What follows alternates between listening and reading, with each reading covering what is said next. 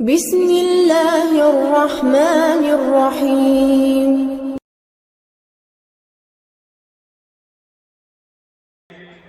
بلا تاخیر یہاں اسٹیج کے اوپر تشریف فرما اس جلسے کے صدر محترم حضرت مولانا مفتی محمد عمیر صاحب ابن حضرت مولانا مفتی رحیم اللہ خان صاحب خادم المساجد والمدارس بھی تشریف فرما ہیں، اور اسی کے ساتھ ساتھ ہمارے دور دراز سے مہمان تشریف لائے ہیں حضرت مولانا مفتی محمد ارشاد صاحب جو شجاع پور کی جامع مسجد کے امام و خطیب ہیں، وہ بھی تشریف رکھتے ہیں۔ اسی طرح ہم سب کے مہمان ذی وقار مخدوم المحترم حضرت مولانا مفتی علی قدر الحسینی صاحب دامت برکاتہم نائب قاضی شہر بھوپال بھی تشریف فرمائیں۔ اب میں تقریر کے لیے دعوت دے رہا ہوں حضرت مولانا محمد ارشاد قاسمی صاحب جو امام و خطیب شاہی جامع مسجد جو ہے شہر شجاع پور ہیں کہ تشریف لائیں اور اپنے مواعظ حسنہ سے ہم سب کو مستفیض فرمائیں اس شعر کے ساتھ کہ فاقوں میں بدھا پیٹ پہ پتھر نہ ملے گا، فاقوں میں بدھا پیٹ پر پتھر نہ ملے گا، سرکار دو عالم سا پیمبر نہ ملے گا، اے دور خرافات کے بہکے ہوئے لوگوں چھوڑا در سرکار تو پھر در نہ ملے گا۔ سبحان اللہ، کہاں چلا گیا؟ کہیے سبحان اللہ۔ بیداری کا ثبوت دیجیے آپ، بیان سننے کے اندر بھی، شعر سننے کے اندر بھی۔ جزاک اللہ۔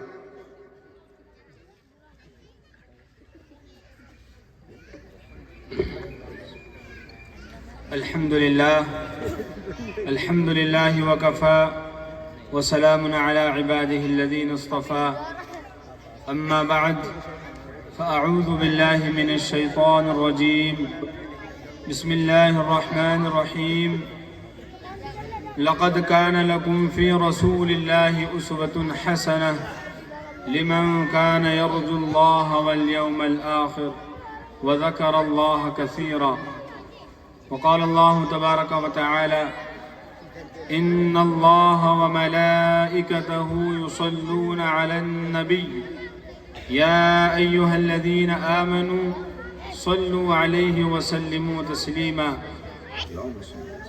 وقال النبي صلى الله عليه وسلم أنا سيد ولد آدم ولا فخر، أو كما قال، وقال في مقام آخر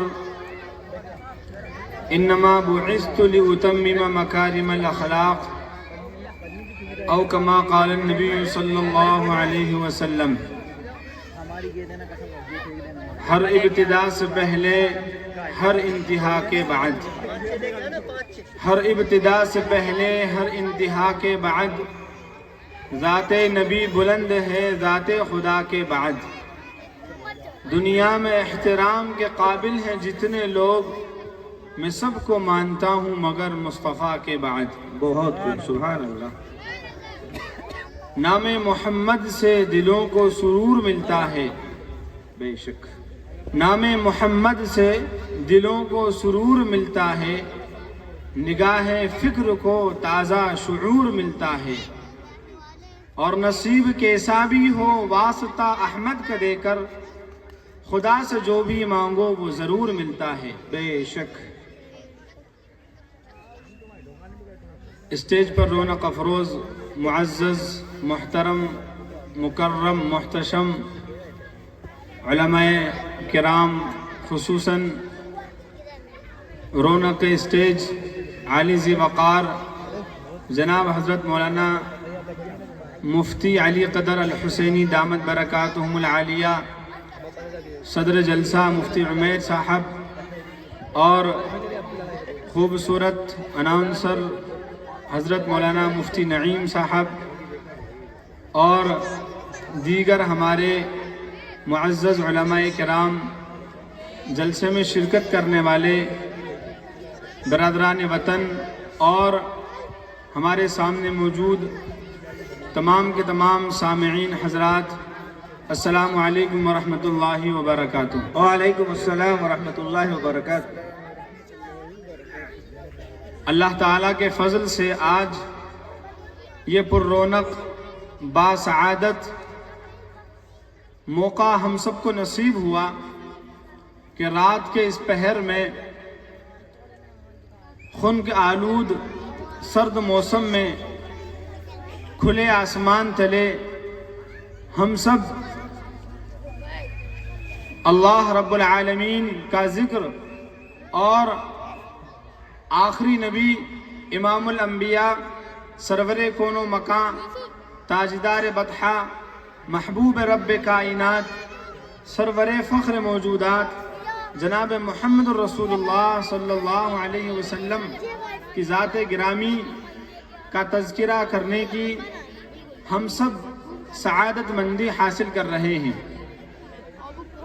قرآن پاک کے اندر اللہ تعالیٰ نے اپنے بندوں کی ہدایت کے لیے پیغامات نازل فرمائے ہیں، الگ الگ مقامات پر الگ الگ رہنمائیاں کی ہیں، کہیں پر اصول بیان کیے گئے ہیں، کہیں پر جزیات بیان کیے گئے ہیں۔ اللہ تعالیٰ نے خود اپنے لیے یوں ارشاد فرمایا الحمدللہ رب العالمین، کہ تمام کی تمام تعریفیں اس اللہ کے لیے، اس رب کے لیے ہیں جو تمام جہانوں کا رب ہے۔ اور اپنے پیغمبر کے بارے میں ارشاد فرمایا وَمَا أَرْسَلْنَاكَ إِلَّا رَحْمَةً لِلْعَالَمِينَ، اے پیغمبر ہم نے تمام جہانوں کے لیے مہربان اور رحمت والا بنا کر آپ کو بھیجا ہے۔ ان دونوں آیتوں میں العالمین کا لفظ استعمال ہوا ہے۔ آج ہم پیارے آقا صلی اللہ علیہ وسلم کی سیرت اور اصلاح معاشرہ کے لیے جمع ہوئے ہیں، اور در حقیقت یہ دونوں مضمون ایک دوسرے سے جڑے ہوئے ہیں، کیونکہ آپ صلی اللہ علیہ وسلم کی سیرت کو جانے، پڑھے اور اس پر عمل کیے بغیر اصلاح معاشرہ ناممکن ہے۔ تو یوں کہا جا سکتا ہے کہ یہ دونوں مضمون لازم اور ملزوم ہیں۔ ہم پہلے رسول اللہ صلی اللہ علیہ وسلم کی سیرت، آپ کی حیثیت، آپ کی بلندی کو ہم سنیں گے، اپنے دل میں اتاریں گے، اور آپ کی سیرت پر ہم عمل کریں گے تو خود بخود معاشرے کی اصلاح ہو جائے گی۔ اور آج معاشرے کی اصلاح کی سب کو ضرورت ہے، تو اللہ تعالیٰ نے پیارے آقا جناب محمد رسول اللہ صلی اللہ علیہ وسلم کو قرآن پاک کے اندر رحمت للعالمین کہا ہے۔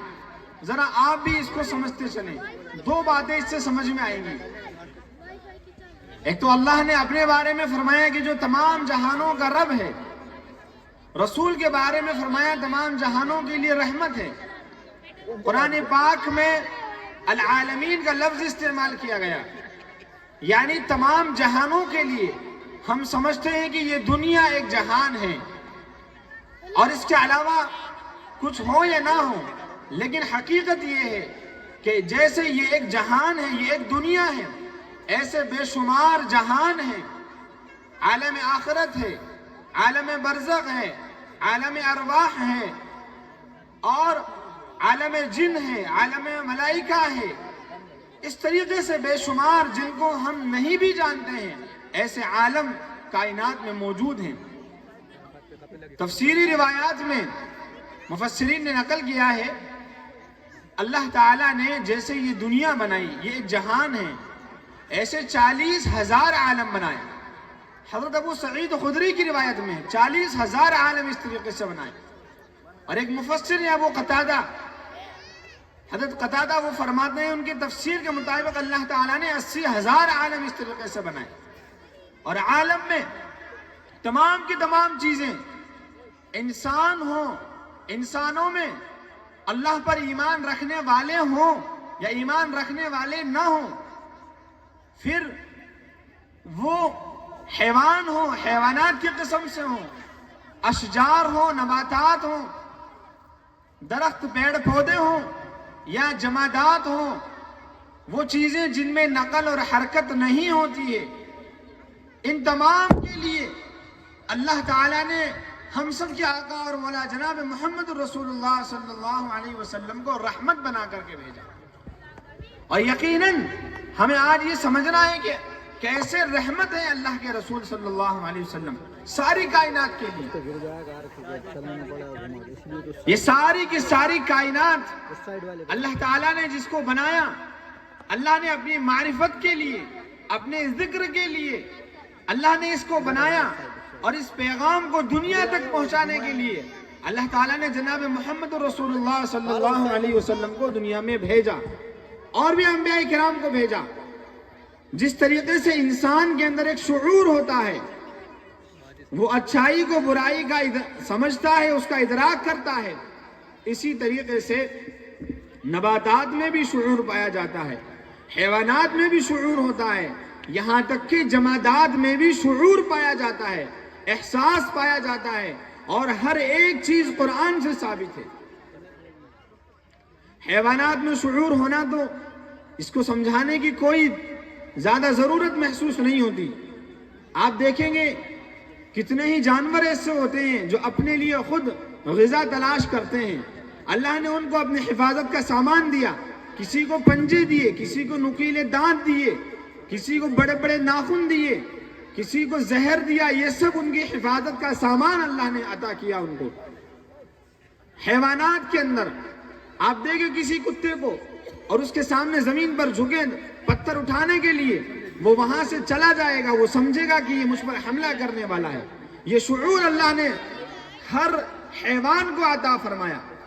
نباتات میں شعور ہوتا ہے، آپ دیکھیں کوئی درخت بڑا ہوتا ہے، درمیان میں کوئی دیوار حائل ہو جاتی ہے، درخت اپنا راستہ بدل لیتا ہے۔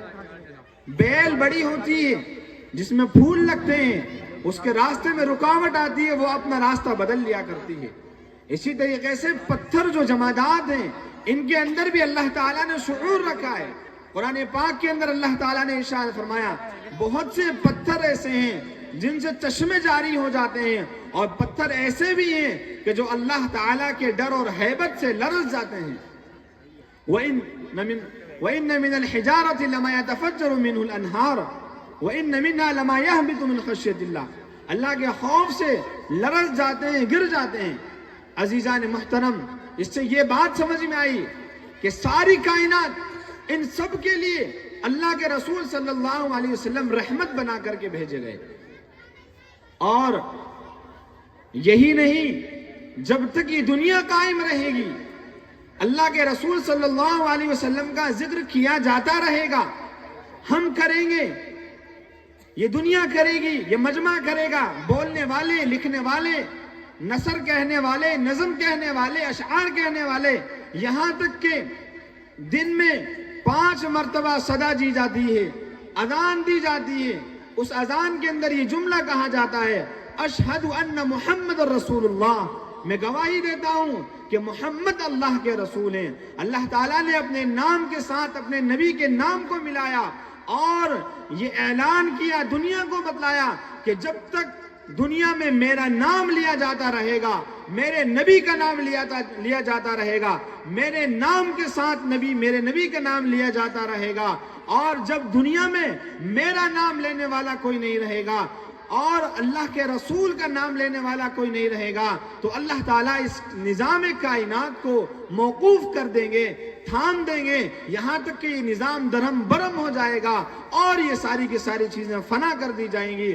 آئے دنیا میں بہت پاک و مکرم بن کر، آیا نہ کوئی مگر رحمت عالم بن کر۔ اللہ تعالیٰ نے وہ مقام و رتبہ عطا کیا تھا۔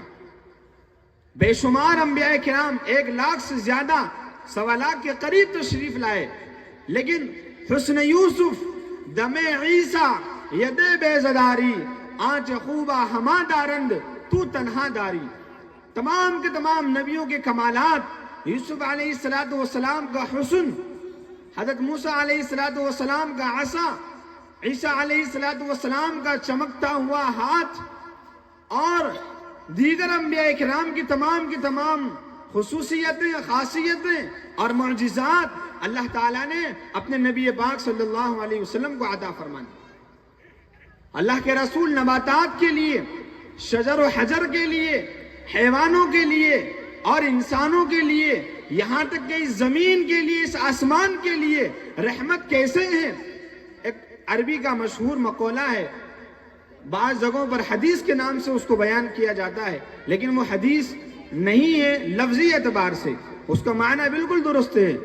فرمایا جاتا ہے لولاک لما خلقت الافلاک، یعنی اللہ تعالیٰ اپنے رسول کی طرف نسبت کرتے ہوئے فرماتے ہیں اے پیغمبر اگر ہم تجھے پیدا کرنے کا ارادہ نہ کرتے، اگر آپ نہ ہوتے، اگر آپ کا وجود نہ ہوتا تو اس کائنات کو نہیں بنایا جاتا، زمینوں کو نہیں بنایا جاتا، آسمانوں کو نہیں بنایا جاتا، ان دونوں کے درمیان جو چیزیں ہیں ان کو وجود نہیں بخشا جاتا۔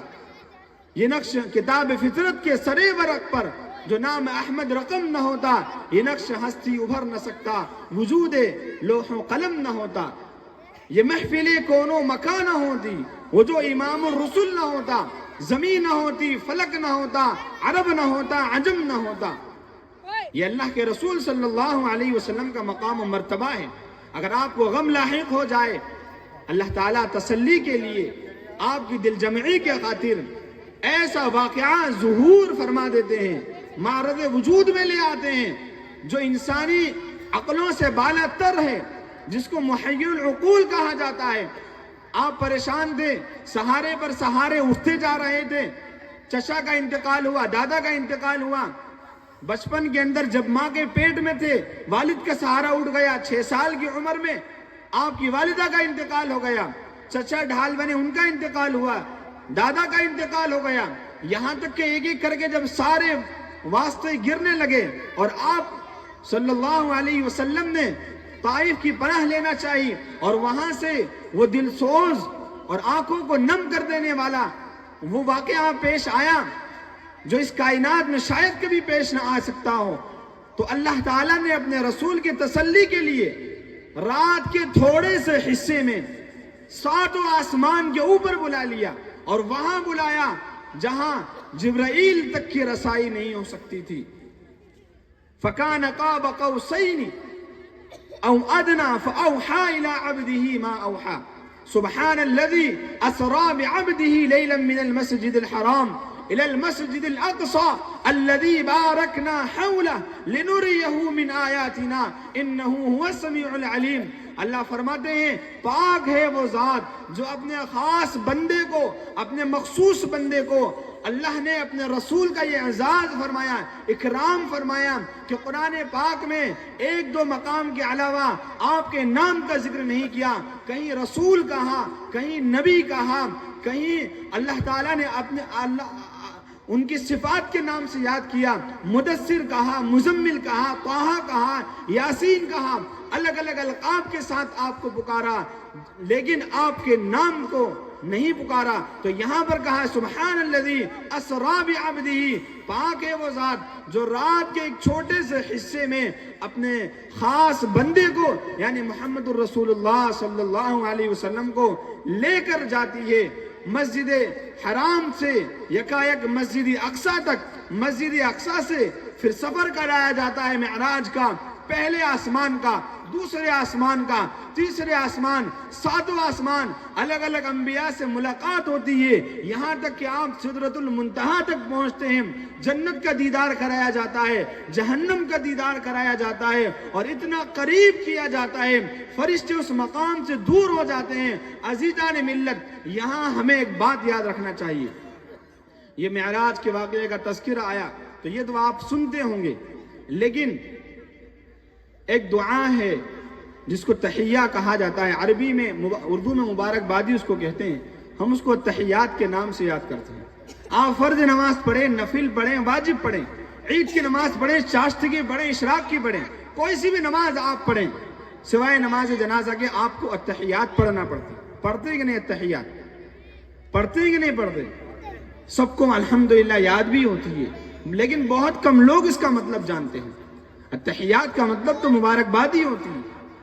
ہمیں اس التحیات میں جس کو پڑھنے کا حکم دیا گیا ہر نماز میں اور ہر نماز کے ہر قاعدے کے اندر، اس میں کیا مضمون بیان فرمایا؟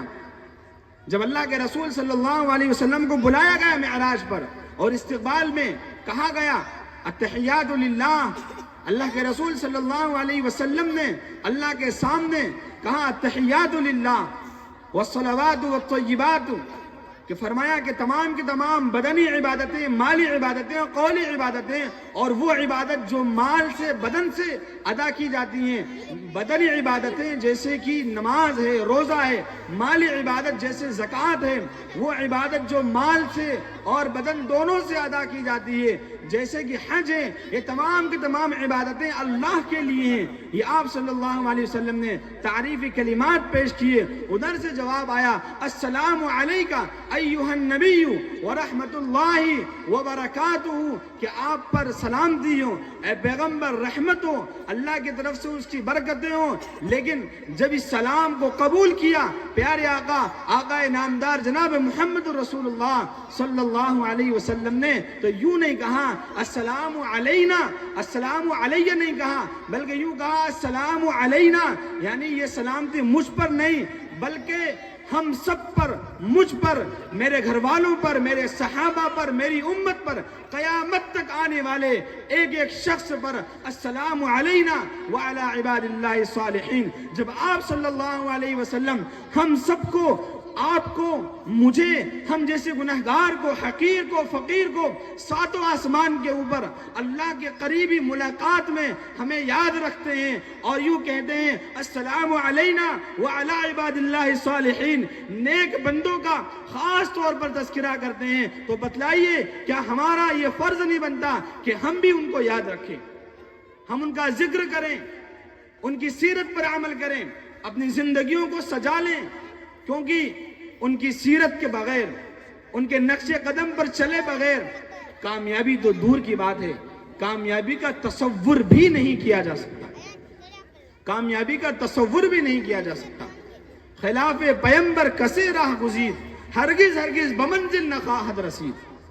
پیغمبر کے خلاف، ان کے طریقوں کے خلاف، ان کے اقوال کے خلاف جو راستہ اختیار کیا جائے گا کبھی بھی وہ منزل تک نہیں پہنچ سکتا۔ آپ صلی اللہ علیہ وسلم کو اللہ تعالیٰ نے ساری کائنات کے لیے رحمت بنا کر کے بھیجا تھا۔ یہ غلط فہمی مت پالیے کہ اللہ کے رسول صرف مسلمانوں کے لیے تھے یا وہ مسلمانوں ہی کے پیغمبر تھے، صرف مسلمانوں کے لیے آئے تھے۔ اللہ کے رسول ساری کائنات کے لیے آئے تھے۔ وما ارسلناک الا رحمۃ للعالمین، قل یا ایھا الناس انی رسول اللہ الیکم جمیعا، فرمایا یوں کہو اے لوگوں میں تم تمام کی طرف اللہ کا رسول بنا کر کے بھیجا گیا ہوں، سب کی طرف۔ وہ ایک پیغام لے کر آئے تھے جس سے انسان اپنے رب کو پہنچ جائے، اپنے رب کو پالے، جس نے اس کو پیدا کیا اس کو پہچان لے اور اس کی عبادت کرے، اس کا حق ادا کرے، یہاں تک کہ جب اس دنیا سے رخصت ہو جائے تو اللہ تعالیٰ اس کو بہترین بدلہ عطا فرما دے۔ عزیزو بزرگوں، ہمیں اپنے نبی کے مقام کو پہچاننا ہوگا۔ آج ہمارے ذہنوں میں، خاص طور سے ہمارے نوجوانوں کے ذہنوں میں بہت سے طریقے آتے ہیں، فیشن کے، ماڈرن کے، اور بھی ایسے طریقے آتے ہیں جن کو ہم اختیار کرتے ہیں۔ بعض لوگ تو محبت بھی کرتے ہیں، یہ بہت بڑے درجے کی چیز ہو جاتی ہے۔ ایک ہوتی ہے صرف نقالی کرنا، نقل کرنا، نقش قدم پر چلنا، اور ایک ہوتا ہے اس کو پسند کرنا، محبت کرنا۔ یہ بڑے اعلیٰ درجے اور خطرناک درجے کی بات ہے۔ لیکن اللہ کے رسول نے ہمیں ایک سیرت دی، ایک پیغام دیا۔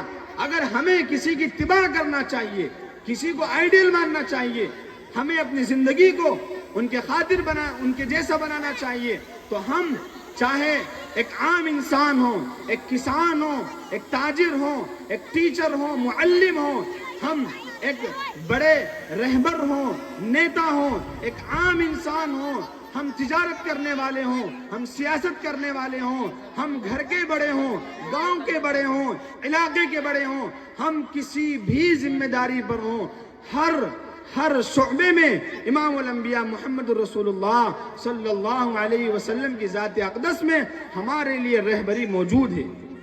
درود شریف پڑھ لیجئے صلی اللہ علیہ وسلم۔ آپ نے سنا ہوگا اللہ تعالیٰ نے حضرت آدم علیہ السلام کو پیدا فرمایا، اور پیدا فرمانے کے بعد فرشتوں کو اور فرشتوں کے ساتھ جو بھی مخلوق تھی، اس وقت جنات بھی تھے، اور جناتوں میں شیطان بھی تھا۔ کان من الجن، شیطان کی اصل جو ہے وہ جنات ہی ہے، اسی لیے جناتوں کا غالب عنصر شیطانیت پایا جاتا ہے۔ خیر، دوسرا مضمون ہے تو حضرت آدم علیہ السلام کی خلقت کی، ان کو پیدا فرمایا، اور اس کے بعد سب کو حکم دیا کہ ان کے لیے سجدہ کیجیے. اسی لیے ان کی طرف نسبت کرتے ہوئے انسان کو مسجود الملائکہ بھی کہا جاتا ہے. سب نے سجدہ کیا سوائے ابلیس کے، تو وہ راندے درگاہ ہوا، اللہ کی رحمت سے اس کو دور کیا گیا، قیامت تک وہ دور رہے گا، انسان کو دشمن رہے گا. حسد تھا جو بڑی خرابی کی وجہ بنی. مفسرین نے لکھا ہے کہ اللہ تعالیٰ نے حضرت آدم علیہ السلام کو مسجود الملائکہ بنایا، لیکن فرشتوں کو، جنات کو حکم دیا کہ میں نے اس مخلوق کو پیدا کیا ہے، انسان کو بنایا ہے، اس کے لیے سجدہ کرو، یعنی اس کی تعظیم، اس کا احترام بجا لاؤ. جو بھی تھا، سجدہ تعظیمی، سجدہ احترامی، سجدہ تعبدی، کوئی بھی سجدے کرنے کا حکم دیا، لیکن اللہ نے سجدہ نہیں کیا. اور یہ بات بالکل آیا ہے، اللہ معبود ہے. لیکن جب بات آئی میرے اور آپ کے آقا اور ہم سب کے نبی اور نبیوں کے نبی اور کائنات کے نبی اور سب کے نبی جناب محمد رسول اللہ صلی اللہ علیہ وسلم کی، تو اللہ فرماتے ہیں ان اللہ وملائکتہ یصلون علی النبی. پہلے کہا کہ بے شک، تاکید کے ساتھ کہا یقیناً اللہ اور اس کے فرشتے آسمانوں میں اور وہ جہاں کہیں بھی ہیں، وہ سب کے سب، یعنی سب سے پہلے اللہ نے خود اپنے بارے میں کہا کہ اللہ اور اس کے فرشتے خاص نبی، خاص الخاص نبی محمد رسول اللہ صلی اللہ علیہ وسلم پر درود بھیجتے ہیں، رحمت بھیجتے ہیں. اے مسلمانوں، اے انسانوں، تم سب بھی اللہ کہ رسول صلی اللہ علیہ وسلم پر درود پاک بھیجو. اللہم صلی علی محمد عبدک ورسولک وصلی علی المؤمنین والمؤمنات والمسلمین والمسلمات. یہ اللہ نے آپ کا درجہ بلند کیا، جس کو کہا ورفعنا لک ذکرک. اے پیغمبر، ہم نے آپ کے ذکر کو بلند کر دیا. آپ دیکھیے دنیا میں کوئی لمحہ، کوئی سیکنڈ، کوئی گھڑی ایسی خالی نہیں جاتی کہ دنیا کے کسی نہ کسی حصے پر اللہ کے نام کے ساتھ رسول اللہ کا تذکرہ نہ کیا جاتا. اذان کو دیکھ لیجیے آپ، اذان شروع ہوتی ہے تو اس طریقے سے اذان میں ایک بہت خوبصورت پیغام دیا گیا. ہم سب کے رب کی، ساری کائنات کے خدا کی بڑائی بیان کی گئی، اللہ کے رسول صلی اللہ علیہ وسلم کا منصب بتلایا گیا اور کامیابی کی طرف بلایا گیا، عبادت کی طرف بلایا گیا. یہ بھی سمجھنا چاہیے، اس کا پیغام بھی ہمیں بتلانا چاہیے، کیونکہ وہ اذان عربی میں کہی جاتی ہے. یہ نہ ہو کہ کوئی یہ سمجھ لے کہ بھئی اذان عربی میں ہے تو خدا جانے اس میں کیا کیا کہا جاتا. بالکل پیسفل، شاندار، دل کو سکون پہنچانے والی، کانوں کو فرحت بخشنے والی، یہاں تک کہ رگ و ریشے میں انبساط، فرحت، احتشام، خوشی، مسرت، سکون کو بھر دینے والی وہ پیغام اذان کے اندر پایا جاتا ہے. تو ساری دنیا میں کہیں نہ کہیں اذان دی جاتی ہے، اور ٹائمنگ کے اعتبار سے آپ اندازہ لگا سکتے ہیں کون کون سے ممالک میں کب کب سورج غروب ہوتا ہے، کب کب نکلتا ہے. خیر، اس سے ایک واقعہ یاد آیا. ایک بہت بڑے عالم جن کو اللہ نے بڑا فضل، بڑا کمال عطا فرمایا تھا، شیخ ابو علی سینا، اہل علم اس نام سے واقف ہوں گے، بڑا اللہ تعالیٰ نے فضل و کمال عطا فرمایا تھا. 6 صدی میں تھے، اتنے بڑے تھے کہ ان کے شاگرد جو تھے، ان کے تلامذہ، ان کے جو اسٹوڈنٹس تھے، ان کا بھی بہت بلند مقام ہوا. تو بہت بڑا ان کا حلقہ تھا. ایک مرتبہ ان کے ایک شاگرد نے، جو خاص شاگرد تھا، اس نے گزارش کر دی کہ آپ کو اللہ نے اتنا بڑا مقام دیا، اتنے لوگ، لاکھوں لوگ آپ کے عقیدت مند ہیں، آپ کے لیے جان نچھاور کرتے ہیں، آپ سے محبت ہے، سب کچھ ہے، اللہ نے آپ کو سب کچھ سے نوازا. اگر آپ نبوت کا دعویٰ کر دیں تو کیا بات ہے، ہم سب سے پہلے مانیں گے اور سب لوگ نبی مان لیں گے، اور اس طریقے سے آپ کی شان اور بڑھ جائے گی. اس طریقے سے اس نے اپنی رائے، اپنا جو بھی نظریہ تھا وہ پیش کیا. شیخ ابو علی سینا خاموش رہے، بالکل خاموش رہے، کوئی جواب نہیں دیا. ایک لمبے زمانے کے بعد، مدت کے بعد، ایک عرصے کے بعد آپ کا ایک سفر ہوا. وہ سفر ہوا دمشق کی جانب.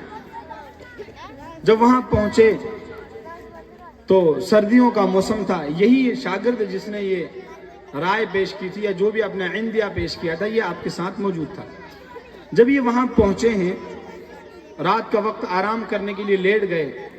سردیوں کا زمانہ تھا. صبح صبح اٹھے تہجد کے لیے. شیخ ابو علی سینا اور شاگرد سے کہا آپ ذرا توجہ رکھیے بہت خوبصورت اس کا نتیجہ نکلنے والا ہے. شیخ ابو علی سینا نے شاگرد سے کہا کہ مجھے تہجد کی نماز ادا کرنا ہے, مجھے کمزوری ہے, آپ ذرا اٹھ کر تھوڑا سا پانی گرم کر دیجئے, میں وضو بنا لوں اور نماز ادا کر لوں. تو شاگرد نے جواب دیا کہ جناب ایک تو ہم سفر میں ہیں اور تہجد کی نماز تو ویسے بھی نفل نماز ہے, کوئی فرض نماز تو ہے نہیں, نفل نماز ہے, اور آپ ویسے کمزور بھی ہیں, ابھی عمر دراز ہیں, تو کوئی مسئلہ نہیں ہے, اگر آپ نہیں بھی پڑھیں گے تو چل جائے گا. اس طریقے سے اس نے ٹال دیا. شیخ ابو علی سینا نے اپنا کام کر لیا. تھوڑی دیر بعد اس سخت رات میں, سردی میں, برفیلی طوفانی سردی میں, ہواؤں کے درمیان تھوڑی دیر بعد ایک آواز آتی ہے, اشہد ان محمد الرسول اللہ. دمشق کی جامع مسجد کے مینارے سے, جو مینارہ آسمان کی بلندی کو چھو رہا تھا, وہاں وہ سرد آلود ہوائیں, وہ برفیلی ہوائیں, وہ طوفانی ہوائیں جو انسان کے جسم میں خون کو روک دے, جامد کر دیں, ایسی سخت سردی کے موسم میں بالکل صبح صادق کے وقت مؤذن پکارتا ہے, اذان دیتا ہے, اشہد ان محمد الرسول اللہ. اب شیخ ابو علی سینا بلاتے ہیں اپنے شاگرد کو اور اس سے کہتے ہیں کہ دیکھ تو نے مجھ سے کہا تھا کہ آپ نبی کا دعویٰ کر دیجئے, ہم آپ کو مانیں گے اور اس طریقے سے آپ کا چرچا ہو جائے گا اور آپ کو بھی نبی ہونے کا درجہ مل جائے گا, جو بھی تمہاری رائے تھی. اور اگر میں یہ دعویٰ کر دیتا تو تو ہی تو ابو بکر صدیق بنتا, سب سے پہلی صداقت تو ہی کرتا. لیکن جب میں نے تہجد کی نماز کے لیے پانی گرم کرنے کے لیے کہا تو تم نے بہانے بنائے, ٹال دیا اور فلانا عذر پیش کیا, معذور ہیں, سفر میں ہیں, نفل ہے, فلانا. اور یہ دیکھو یہ ضعیف انسان رات کی اس تاریکی میں, اس سرد آلود ہوا میں, برفیلی طوفانی ہوا کے اندر, سخت سردی کے موسم میں, جو ایک ادنا جو بھی ہے مسجد کا مؤذن ہے, وہ وہاں کھڑے ہو کر کے آج اللہ کے رسول صلی اللہ علیہ وسلم کے گزرنے کے 600 سال کے بعد کھڑا ہو کر اس سخت سردی کے اندر پکار رہا ہے, اشہد ان محمد الرسول اللہ. میں گواہی دیتا ہوں کہ محمد صلی اللہ علیہ وسلم اللہ کے رسول ہیں. فرمایا یہ ہے ورفعنا لک ذکرک, اے پیغمبر ہم نے آپ کے ذکر کو بلند کر دیا. کیسے کوئی نبی ہونے کا دعویٰ کر سکتا ہے؟ کیسے کوئی نبی ہونے کا دعویٰ کر سکتا ہے؟ آپ گرمی میں چھوٹی راتیں ہوں, سردی میں بڑی راتیں ہوں, کیسا بھی موسم ہو, آپ کبھی بھی دیکھ لیجئے مؤذن اپنے وقت پر اذان دیتا ہے, کامیابی کی طرف بلاتا ہے اور عبادت کی طرف بلاتا ہے. وہیں پر وہ 2 مرتبہ کہتا ہے اشہد ان محمد الرسول اللہ. اللہ نے اپنے پیغمبر کے نام کو اپنے نام کے ساتھ ملا دیا. خود قرآن میں کہا اے پیغمبر ہم نے آپ کی شان کو بلند کر دیا صلی اللہ علیہ وسلم. درود پاک پڑھیں. 1 مرتبہ درود پڑھنے پر اللہ تعالیٰ کی طرف سے 10 نیکیاں ملتی ہیں, 10 گناہ معاف ہوتے ہیں اور 10 درجے بلند کیے جاتے ہیں. کہیں صلی اللہ علیہ وسلم, صلی اللہ علیہ وسلم. جزاکم اللہ خیر. اس طریقے سے آپ صلی اللہ علیہ وسلم کے فضائل, کمالات بے شمار ہیں, جو ایک رات تو کیا, ایک ہفتہ کیا, مہینہ کیا, ساری زندگیاں ختم ہو جائیں تو آپ کی مدح سرائی اور سیرت جو آپ کے فضائل اور کمالات ہیں وہ بیان نہیں کیے جا سکتے. لیکن آپ کی سیرت کا ایک پہلو وہ ہے جو عمل سے تعلق رکھتا ہے, اور آج ہمیں یہ عہد لے کر اٹھنا ہے کہ ہم انشاءاللہ اللہ کے رسول صلی اللہ علیہ وسلم کی سیرت کو اپنی زندگیوں میں اپنائیں گے انشاءاللہ. اللہ نے آپ کو پیغمبر بنا کر بھیجا, قرآن میں فرمایا اور سارے انسانوں کو حکم دیا کہ تمہارے لیے اللہ کے رسول صلی اللہ علیہ وسلم واجب الاتباع ہیں, مطاع ہیں. من یطع الرسول فقد اطاع اللہ, جس نے رسول کی اطاعت کر لی اس نے اللہ کی اطاعت کر لی. خذوا ما آتاکم الرسول فخذوه, اللہ کے رسول جس بات کا حکم دے اس کو لے لو، پکڑ لو، وما نہاکم عنہ فانتہوا، اور جس بات سے وہ روکیں اس سے رک جاؤ۔ یہ درجہ ہے مسلمانوں، عہد کرو اللہ کے رسول صلی اللہ علیہ وسلم کی جو بھی باتیں ہوں گی ہم ان پر عمل کریں گے، اور اگر ہم نے عمل کیا کامیابی ہمارا مقدر بنے گی۔ قوت عشق سے ہر پست کو بالا کر دے، دہر میں اسم محمد سے اجالا کر دے، کی محمد سے وفا تو نے تو ہم تیرے ہیں، یہ جہاں چیز ہے کیا لوح و قلم تیرے ہیں۔ ہم حضور کو اپنا کر تو دیکھیں، آپ صلی اللہ علیہ وسلم کو اللہ تعالیٰ نے مکارم الاخلاق کی تکمیل کے لیے بھیجا تھا۔ مکارم اخلاق کسے کہتے ہیں اس کی بھی وضاحت آئے گی۔ اس وقت ہمیں ضرورت ہے اللہ کے رسول صلی اللہ علیہ وسلم کے اخلاق کو اختیار کرنے۔ آپ کے اخلاق کیسے تھے؟ ایک آپ کا حلیہ ہے، ایک آپ کا حسن ہے۔ حسن بھی ایسا ہے کہ ایک طرف تو حسن یوسف کی تابانی ہے اور اس کے چرچے ہیں، تو دوسری طرف محمد رسول اللہ صلی اللہ علیہ وسلم کے حسن کی الگ ہی ایک مثال ہے۔ حضرت عائشہ رضی اللہ تعالیٰ عنہ فرماتی ہیں لواحی زلیخا لو رأین جبینہ، لواحی زلیخا لو رأین جبینہ لآثرن بالقطع القلوب علی الایدی۔ فرماتی ہیں کہ زلیخا کی جو سہیلیاں تھیں انہوں نے یوسف علیہ السلام کو دیکھا اور دیکھ کر ان کے حسن میں ایسی ڈوب گئیں، یوں کہا قل حاش للہ ما ھذا بشرا ان ھذا الا ملک کریم، خدا کی شان یہ اتنا خوبصورت انسان، یہ انسان ہی نہیں لگتا، یہ تو ایک معزز فرشتہ نظر آتا ہے۔ اور انہوں نے فروٹ کاٹنے کے بجائے اپنی انگلیوں کو کاٹ لیا، ہاتھوں کو کاٹ لیا، ان کو احساس تک نہیں ہوا۔ امی عائشہ صدیقہ رضی اللہ تعالی عنہ فرماتی ہیں اگر زلیخا کی سہیلیاں میرے محبوب کی پیشانی کو دیکھ لیتی، میرے محبوب کا دیدار کر لیتی، خدائے پاک کی قسم وہ اپنی انگلیوں اور ہاتھوں کو کاٹنے کے بجائے اپنے دلوں کو کاٹ لیتی۔ اتنی خوبصورتی اللہ تعالیٰ نے عطا فرمائی تھی۔ خیر، تو حضور کا ایک اخلاقی پہلو ہے۔ اللہ تعالیٰ نے ارشاد فرمایا وَإِنَّكَ لَعَلَىٰ خُلُقٍ عَظِيمٍ، اے پیغمبر آپ کو اللہ نے بہترین اخلاق عطا فرمائے، ہمیں وہ اخلاق اختیار کرنا ہے۔ فرمایا حضور اکرم صلی اللہ علیہ وسلم بازاروں میں چیخ و پکار نہیں کیا کرتے تھے، وَلَا صَخَّابًا فِي الْأَسْوَاقِ، سچ بولا کرتے تھے، کبھی وعدہ خلافی نہیں کیا کرتے تھے، جس سے جو وعدہ کر لیا وہ پورا کرتے تھے، اگر کسی کا حق ہے حق ادا کرنے میں کبھی ٹال مٹول نہیں کیا کرتے تھے، حق والے کا حق دیا کرتے تھے۔ ایک صحابی کا نام سنا ہوگا آپ نے، حضرت جریر بن عبداللہ رضی اللہ تعالی عنہ، ان کا واقعہ ہم آپ کو بعد میں سنائیں گے، اس سے پہلے آپ ایک یہودی عالم کا واقعہ سنیے۔ یہود اس وقت میں اللہ کے رسول صلی اللہ علیہ وسلم پر ایمان نہیں رکھتے تھے۔ ایک یہودی عالم تھے جن کا نام تھا زید بن سعنہ یا صنعہ، زید بن سعنہ سین سے۔ ان کے بارے میں کئی کتابوں میں روایت ہے اور معتبر راویوں نے روایت کی ہے کہ یہ تورات کے پڑھے لکھے تھے، تورات کے عالم تھے۔ ایک مرتبہ انہوں نے کہا کہ میں نے محمد رسول اللہ کے بارے میں ہماری کتابوں میں اور دوسری کتابوں میں بہت سی نشانیاں پڑھی ہیں اور سب نشانیاں سمجھ میں آ گئی، دو باتوں میں ذرا سا شک ہے، وہ مجھے سمجھ میں نہیں آ رہا، میں خود جا کر کے دیکھوں گا۔ ایک تو یہ کہ آپ صلی اللہ علیہ وسلم بہت زیادہ نرم مزاج ہیں، اگر کوئی غصے سے پیش آتا ہے تو آپ کی نرمی اور زیادہ بڑھ جاتی ہے، اور ایک آپ کا حلم بہت ہے، آپ بات کو پوری سنتے ہیں، سمجھتے ہیں اور بہت نرمی سے برداشت سے اس کا جواب دیتے ہیں۔ ان باتوں کو آزمانے کے لیے وہ انتظار میں تھا۔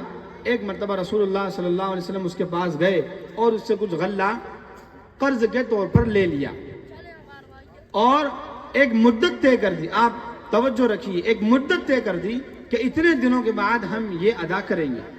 ظاہر سی بات ہے شریف انسان جو ہوتا ہے وہ مدت سے پہلے تقاضا نہیں کرتا، لیکن قرض دینے والا جو ہوتا ہے وہ متطوع ہوتا ہے، یعنی وہ احسان کرنے والا ہوتا ہے، وہ مانگ سکتا ہے، اس کا حق ہے۔ خیر،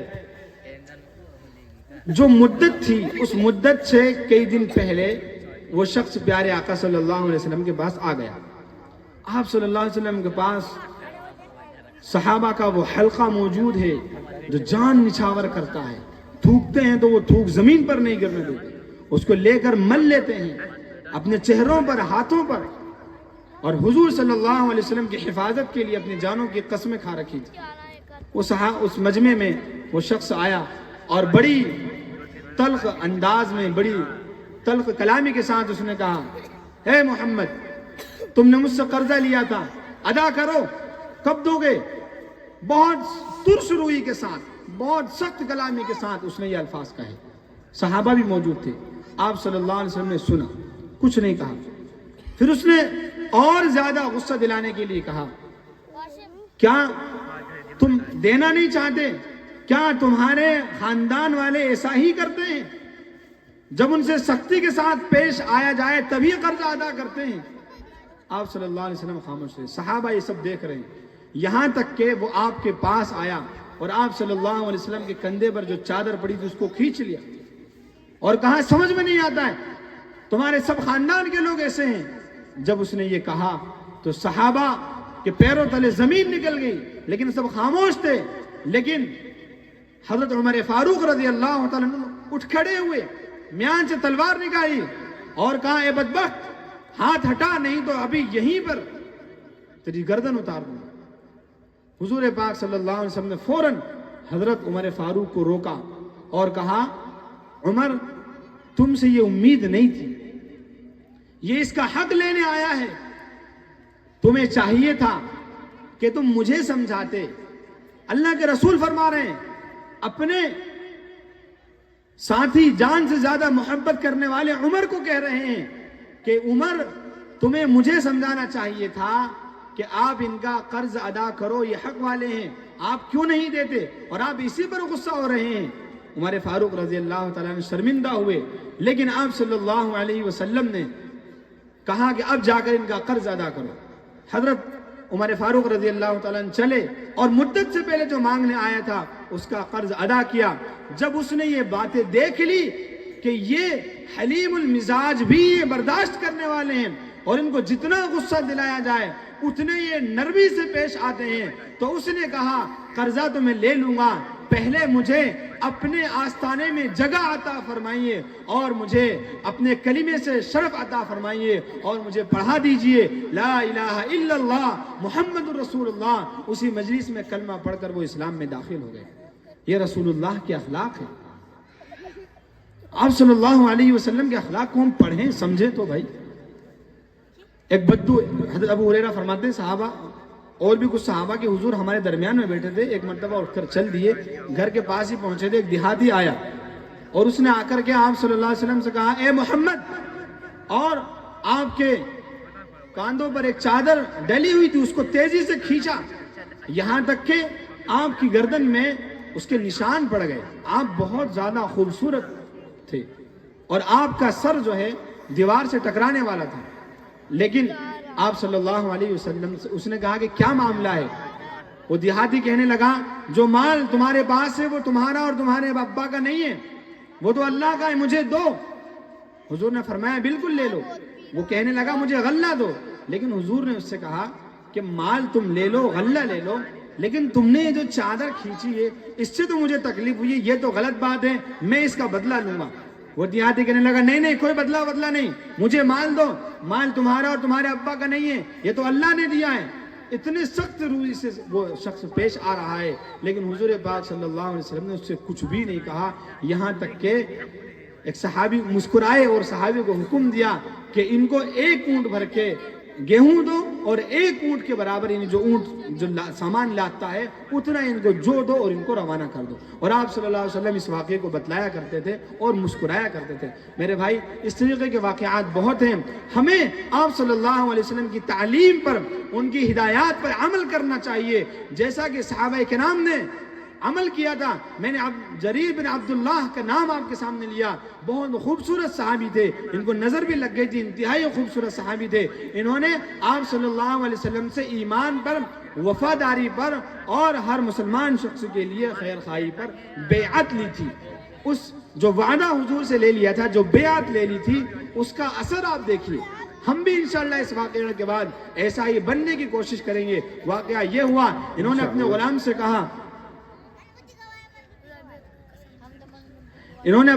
کہا, کہ گھوڑا خرید کر لائیے. غلام گیا بازار میں, گھوڑا بھی خرید کر لایا اور ساتھ میں مالک کو بھی لے آیا. انہوں نے پوچھا کہ کتنے کا لے کر آئے, کہ 300 درہم کا. جب گھوڑے کو انہوں نے دیکھا تو کہا اس کی قیمت یہ تو نہیں لگتی. کہا آپ ہی بتا دو. کہا اس کی قیمت تو زیادہ لگتی ہے, کہ 400 دے دو. پھر انہوں نے دیکھا کہ نہیں, اس کی قیمت تو اس سے بھی زیادہ ہے, کہ 500 درہم دے دو. کہا نہیں, اس کی قیمت اس سے بھی زیادہ ہے. یہ خیر خواہی, میرے بھائی ہمیں اپنے دلوں میں خیر خواہی پیدا کرنا ہوگی. یہاں تک کہ فرمایا کہ اس کی قیمت 600 700 نہیں 800 درہم ہے, اور مجھے لگتا ہے کہ تمہارا یہ گھوڑا 800 درہم کا ہے, تمہیں اندازہ نہیں ہے, اس لیے تم 300 درہم میں فروخت کر رہے ہو. یہ لو میرے پاس سے 800 درہم لے جاؤ اور یہ گھوڑا ہمیں عنایت کرو. میرے بھائی یہ خیر خواہی ہے. ہمیں بھی اپنے اندر وہ خیر خواہی والا جذبہ پیدا کرنا ہوگا. اور اس مجمع میں نوجوان ساتھی ہیں, ان کو خاص طور سے ان کے لیے حضور پاک صلی اللہ علیہ وسلم کی ذات گرامی میں نمونہ ہے کہ آپ نے اپنی جوانی میں صادق کا امین ہونے کا خطاب حاصل کیا تھا. یہاں تک کہ خانہ کعبہ کی تعمیر کے لیے حجر اسود کو رکھنے کا جب موقع آیا تو آپ صلی اللہ علیہ وسلم کا انتخاب ہوا, اور سب نے حضور کو دیکھ کر کے خاموشی اختیار کی. جبکہ آپ نبی نہیں بنائے گئے تھے, اس کے باوجود تمام قریش کے لوگوں نے اس پر اتفاق کیا, ہذا محمد الصادق الامین, یہ سچے ہیں, یہ امانت دار ہیں, لہذا یہ جو فیصلہ کریں گے وہ منظور ہوگا. اور آپ صلی اللہ علیہ وسلم نے فیصلہ کیا کہ خانہ کعبہ کی تعمیر میں حجر اسود کے رکھنے کا فیصلہ یوں فرمایا کہ سب قبیلے کے سردار آ جائیں, چادر میں حجر اسود کو رکھا جائے اور سب اس کو اٹھائیں. اور جب اس کے مقام تک وہ پہنچ گیا تو حضور نے اپنے ہاتھوں سے اٹھا کر اس کو اس کے مقام پر رکھ دیا. اللہ تعالیٰ سے دعا کریں, اللہ تعالیٰ ہم سب کو حضور اکرم صلی اللہ علیہ وسلم کی سیرت پر عمل کرنے کی توفیق عطا فرمائے. آمین. وقت بہت ہو رہا ہے, ہمارے نوجوان ساتھیوں کے تعلق سے بھی کچھ باتیں پیش کرنا تھی, لیکن اسی میں بہت کچھ ہمارے لیے ہے. حضور کی سیرت سب کے لیے ہے. میں میری طرف سے اور ہم سب علماء کی طرف سے دل کی خاص گہرائیوں کے ساتھ ہمارے تمام جو بھی میزبان حضرات ہیں, بستی والے, بستی کے نوجوان, انتظامیہ کمیٹی, یہاں کے علماء, ان تمام کا حد سے زیادہ مشکور ہیں, ممنون ہیں, شاکر ہیں, شکر ادا کرنے والے ہیں کہ آپ نے یہ موقع دیا. اللہ تعالیٰ دنیا میں اور آخرت میں آپ کو اس کا بہترین بدلہ عطا فرمائے, اور اللہ تعالیٰ آپ کی تمام محنتوں کو قبول فرمائے, آخرت میں نجات کا ذریعہ بنائے. کہی ہوئی اور سنی ہوئی باتوں پر عمل کرنے کی توفیق عطا فرمائے. آمین. وآخر دعوانا الحمدللہ رب العالمین. شکران, جزاک اللہ.